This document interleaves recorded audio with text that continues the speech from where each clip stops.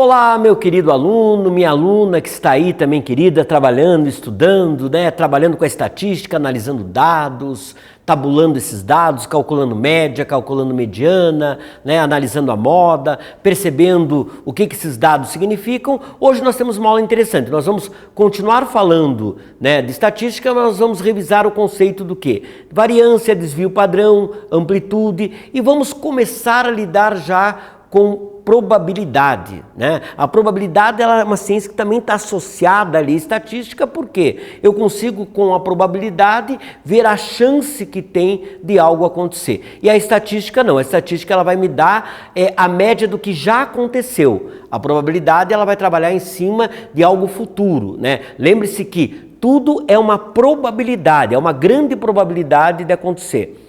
A ciência da probabilidade hoje ela é muito usada no aspecto meteorológico. Antigamente as previsões meteorológicas, elas eram previsões que eram em cima de estatísticas. Então o que eu fazia? Eu analisava um contexto atual, comparava a contextos anteriores, ou seja, essa umidade do ar, essa temperatura, a velocidade do vento caracterizam uma situação que anteriormente choveu. Então, estatisticamente, eu imagino que possa chover. Então, era uma previsão mais estatística. Hoje, a meteorologia, ela se vale de dados e dados dinâmicos, Eu tenho foto de satélite, eu tenho toda uma movimentação de camada de ar, massa de ar quente, massa de ar frio que está chegando, colidindo. Então, hoje eu tenho uma grande probabilidade de acertar a probabilidade, Você vê, uma grande probabilidade, já existe uma probabilidade dentro do acertar ou não, de acertar a probabilidade de que vai chover. E muitas vezes não acontece.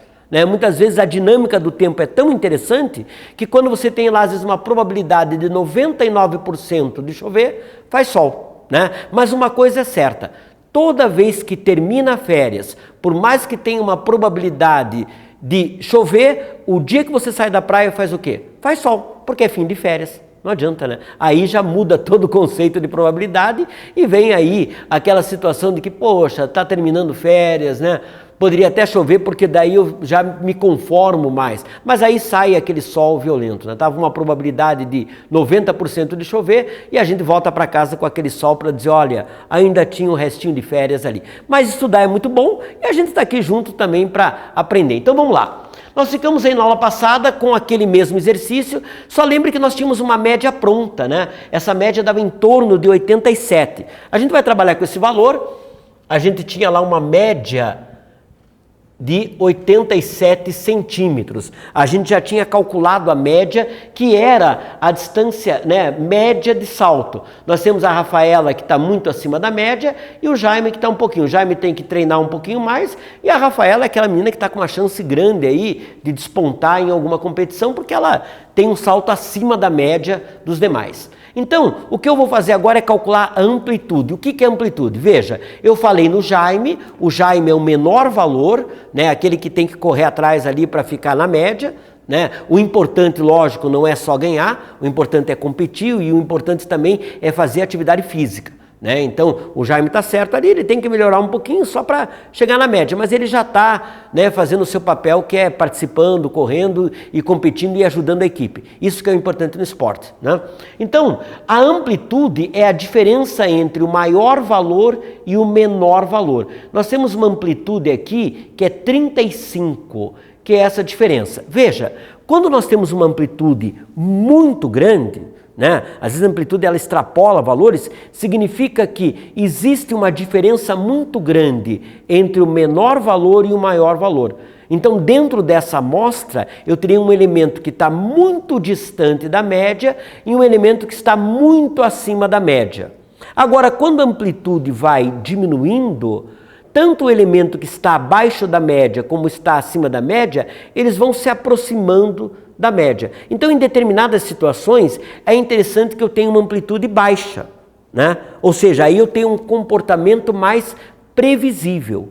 Então, por exemplo, no caso da venda de produtos, Se uma loja ela tem de segunda a sexta uma venda em que a amplitude do dia que vende menos para o dia que vende mais é pequena, significa que ela tem um comportamento padronizado. Ela tem uma quantidade de produtos que são vendidos numa quantidade próxima em todos os dias da semana. E lógico que isso também interfere na média. Significa que a média vai ficar também muito próxima dos valores que são vendidos a cada dia. Uma amplitude grande já distancia, já é um comportamento irregular. Significa que acende ali uma situação em que eu tenho que focar, prestar atenção para ver o que está acontecendo ali, que está fazendo ter uma amplitude muito grande, ok? Então o papel da amplitude é esse, é nós analisarmos o comportamento entre o menor e o maior valor. Então, como é que eu vou calcular a variância? Primeiro, nós vamos fazer o seguinte. Observe que eu tenho uma média que agora eu vou arredondar para 87. Então, eu vou pegar todos os valores e vou subtrair da média. Então, para eu calcular a variância, o que eu faço? Eu calculo a média, né? Aí, eu calculo a média, eu pego o valor que eu estou trabalhando, o primeiro valor, valor 1, subtraio do valor médio, da média, e elevo ao quadrado, ok? Então, esse é o primeiro passo. Eu vou pegar, para calcular a variância, eu vou pegar o valor, cada valor, subtrair da média e elevar ao quadrado.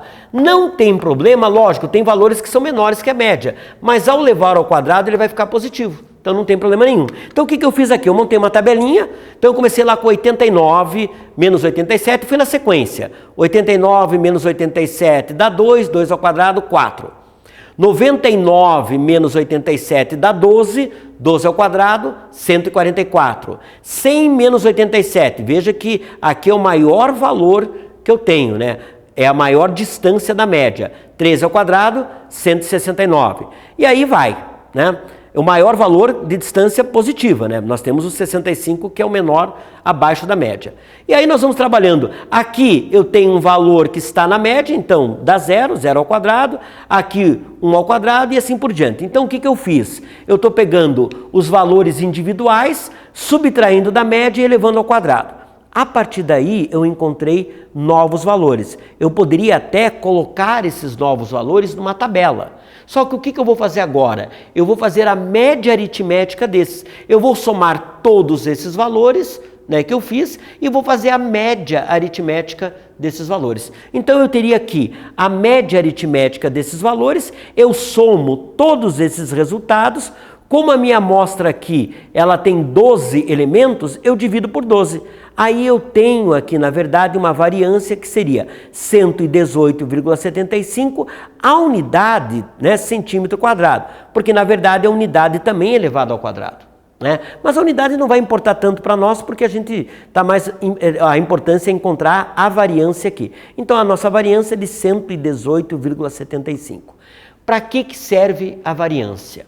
A variância ela é muito importante para eu determinar um comportamento de desvio padrão, ou seja, o meu desvio padrão, qual seria o padrão de desvio da amostra em relação à média. Então, o desvio padrão é sempre a raiz da variância.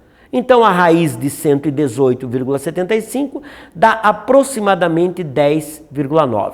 Então, eu posso dizer o seguinte, que o padrão de desvio dessa amostra em relação à média é de 10,9 centímetros. Quem está dentro desse desvio estaria dentro de um padrão, né? Dentro de um padrão de comportamento. Não é tão preocupante assim. Por exemplo, quem está aí a mais ou menos seria, quem está aqui a 97, está 10 acima, né? E quem estaria aí a 67, um pouquinho aí a 77, que é 10 abaixo, né, da média. Então 10 acima 97, 10 abaixo 77. É o que tem um desvio padrão em função de toda a amostra. Então, repetindo, como é que eu faço para calcular a variância, né?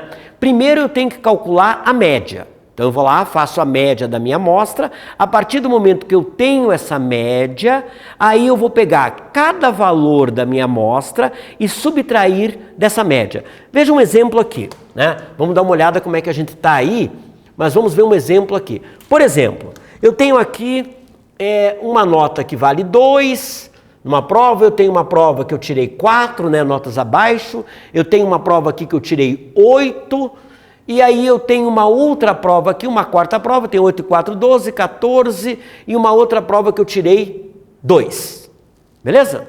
Então, na verdade, eu tenho lá 2 numa prova, 4 na outra, 8 na outra e 2 na outra. Então, eu não estou muito bem na matéria.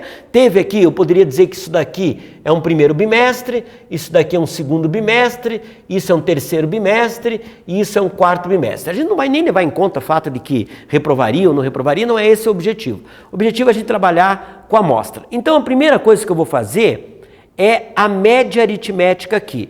Eu somo lá 2 mais 4, mais 8, mais 2. E divido tudo por 4, né? Então eu tenho lá 2 mais 4, 6, 6 mais 8, 14, 14 mais 2, 16. 16 divididos por 4, eu teria uma média valendo 4, né? Aí, como é que eu faço para descobrir a variância? Eu vou pegar cada valor e subtrair da média. Então, 2 menos 4 e vou elevar ao quadrado. Aí, 4 menos 4 e vou elevar ao quadrado, ok? Aí, 8 menos 4 vou elevar ao quadrado. E por último, 2 menos 4 e vou elevar ao quadrado. Então, mais 2 menos 4 daria menos 2 ao quadrado, 4. 4 menos 0, 4. 4 ao quadrado, 16.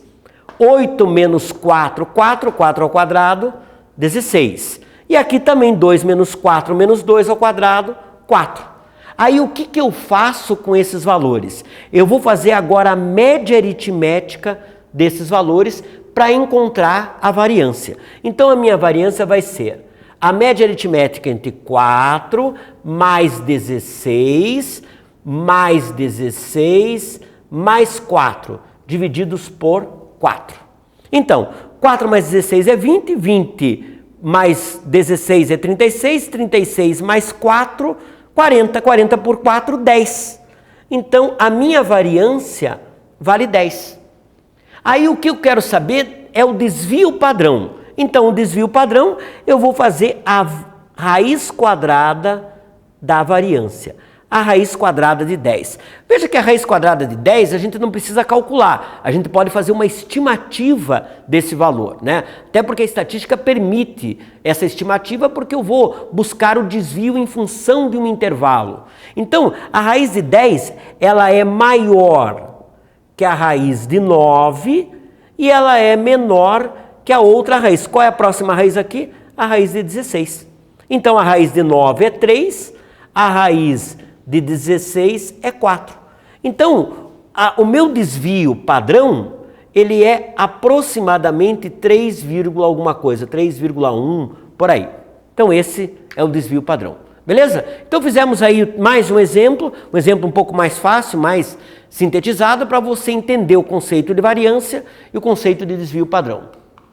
Vamos agora para uma outra situação em que a gente vai analisar as possibilidades, né? Para a gente começar a falar em estatística e falar em probabilidade, a gente vai analisar as possibilidades. Olha o que acontece aqui. Érica resolve passear com a cachorrinha Kika e antes de sair do apartamento escolhe colocar uma roupa e uma coleira na cachorrinha. Só que ela tem várias opções. Ela tem 7 roupas e 3 coleiras. Como ela vai colocar isso de uma vez só? O que acontece aqui? Vamos analisar aqui a situação, tá?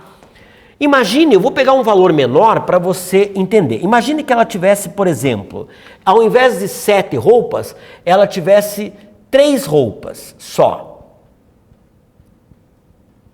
Então a gente vai chamar de roupa 1, roupa 2 e roupa 3, ok? Vamos imaginar que ela tem 2 coleiras. Então nós vamos chamar de coleira 1 e coleira 2. Então, qual seria a primeira opção que ela tem aqui? No primeiro dia, ela poderia fazer o seguinte. Ela poderia pegar a roupa 1 e a coleira 1. Então, eu já teria aqui uma combinação, né? No segundo dia, ela continua com a roupa 1, mas ela pega a coleira 2. Então, eu já tenho aqui mais uma combinação. Veja que para a roupa 1 já encerrou. Ela já usou a roupa 1 com a coleira 1 e a roupa 1 com a coleira 2. Agora ela vai pegar a roupa 2. Então a roupa 2 com a coleira 1, mais uma. A roupa 2 com a coleira 2, mais uma também, né? Então agora com a roupa 2 ela já usou a coleira 1 e a coleira 2. Agora ela vai pegar a roupa 3. A roupa 3 e a coleira 1 é mais uma. E a roupa 3 e a coleira 2 também é mais uma. Então, na verdade, existem 6 possibilidades diferentes de usar as 3 roupas junto com as 2 coleiras, usando uma roupa e uma coleira. Na verdade, eu poderia usar um princípio multiplicativo que é 3 vezes 2, que já daria 6 sem problema, né? Eu fiz o exemplo para você entender e a gente vai transportar esse raciocínio para essa situação aqui, né? Então, se eu tenho 7 roupas e 3 coleiras, eu faria 7 vezes 3, eu teria lá 21 possibilidades. Agora, analise essa situação que vai falar de probabilidade. Nós vamos trabalhar agora com a probabilidade de um evento acontecer e nós vamos trabalhar com o espaço amostral desse evento. Veja, a probabilidade de um evento acontecer, ela está associada a 2 situações.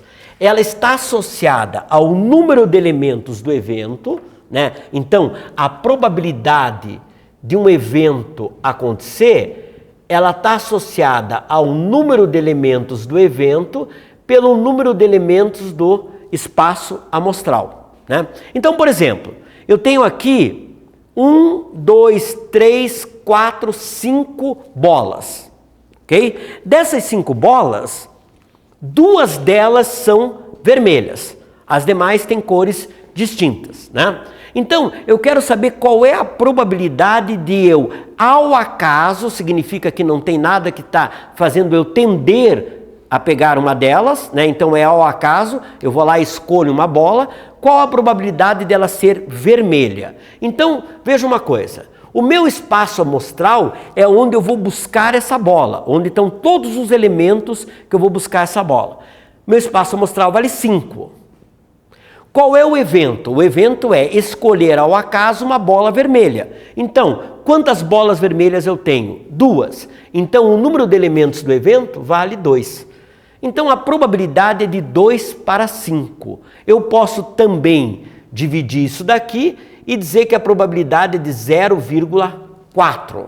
Ou então eu posso usar um conceito de porcentagem, né? Se eu multiplicar 0,4 por 100, eu posso dizer que a probabilidade é de 40%, né? Então existe uma probabilidade aqui de 2 para 5, de 0,4 ou de 40%. Vamos analisar agora essa situação. Ele fala o seguinte: em uma das salas de aula do IFAL, com 50 estudantes, 28 são do sexo masculino e 22 são do sexo feminino. Sorteado aleatoriamente um estudante para ser representante de turma, qual a probabilidade de ser do sexo feminino? Então, a mesma linha de raciocínio. A probabilidade do evento acontecer é o número de elementos do evento pelo número de elementos do espaço amostral. Qual é o evento? Escolher um estudante do sexo feminino. Quantos estudantes eu tenho do sexo feminino? Eu tenho 22 estudantes do sexo feminino. Aonde que eu vou escolher esse estudante? Aonde que é o meu espaço amostral? São os 50 estudantes ali. Então, meu espaço amostral é 50. Se eu fizer essa divisão, vai dar 0,44, né? Mas também eu poderia simplificar aqui.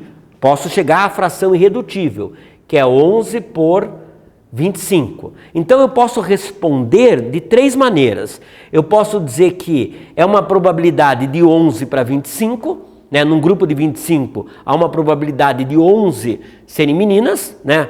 E eu posso dizer que é uma probabilidade de 0,44 ou de 44%. No nosso caso, o problema resolveu adotar, né, para responder porcentagem. Beleza? Tenho aqui alguns exercícios para você fazer para a próxima aula. Nós temos aí uma pesquisa com 300 alunos, né? Leia com calma, veja o cálculo da probabilidade e bom estudo para você, trabalhe em cima desse exercício e a gente continua com o nosso estudo aí na próxima aula, beleza? Um abraço, meu querido, um abraço, minha querida, e capricha aí nesse estudo que é muito importante.